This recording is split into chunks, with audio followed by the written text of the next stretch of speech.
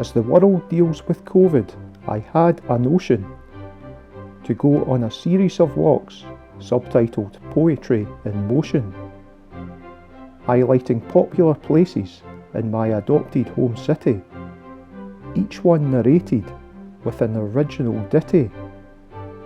It sounded like a challenging task, lots of walking while wearing a mask, showing things to see along each route as I clock up the miles sightseeing on foot.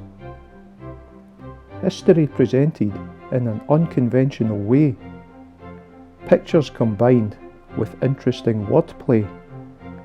I hope you enjoy my rambling talks as you accompany me on Zoom's Auld Reekie walks.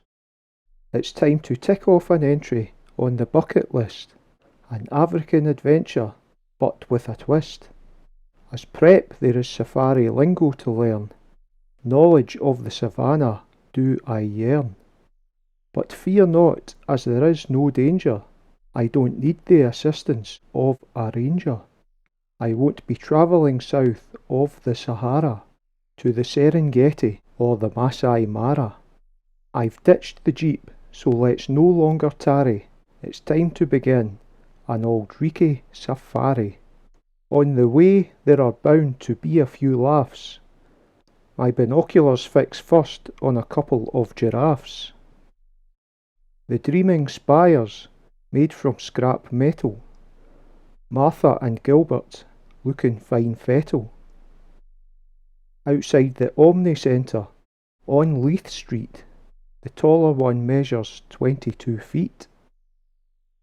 27th July 05 was unveiling day of this sculpture by the artist Helen Dennerley. Make sure you also look down below it at the circular words by Roy Campbell, the poet. Not far away in St Andrew Square is the King of the Jungle's Edinburgh lair. The Lion of Scotland by Ronald Ray looks fantastic on a bright summer's day. It moved here from Holyrood Park in 2010, settling into its city centre den. One of the square's many highlights, it sleeps a lot and never fights. I have yet to see an African bird, and by sunset it starts to become absurd as I dream about taking a riverside stroll.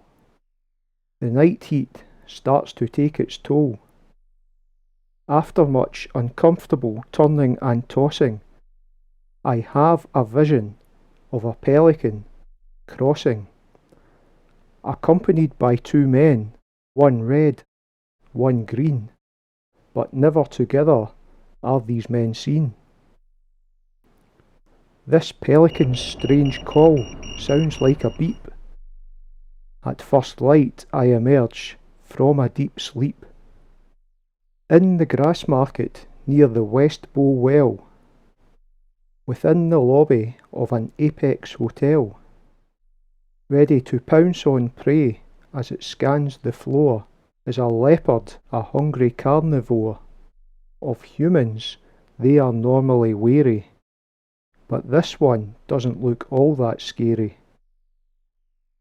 Not located on a ridge, but sited on George IV Bridge. Adventures were written here for Harry Potter, over a cool drink or something hotter. The Elephant House has been here for over 25 years, serving customers the cup that cheers. You can also enjoy some coffee and cake, while the elephants dream of cooling off in a lake. At Quartermile there's a rumoured sighting to confirm of a zebra being cared for by an investment firm. Across from George Heriot's school, up in the air, through an office window the crowds do stare.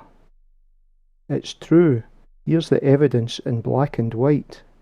It is human company by day, but not at night.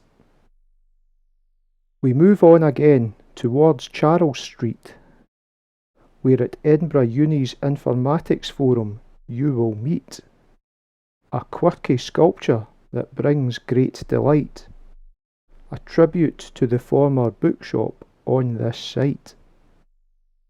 William Darrell's rhinoceros head remembers Jim Haynes's shop, which sold books to be read, including Lady Chatterley's Lover, scandalous in its day, infamously burned outside in a fiery display. My African safari is now over, without having to fly beyond the white cliffs of Dover.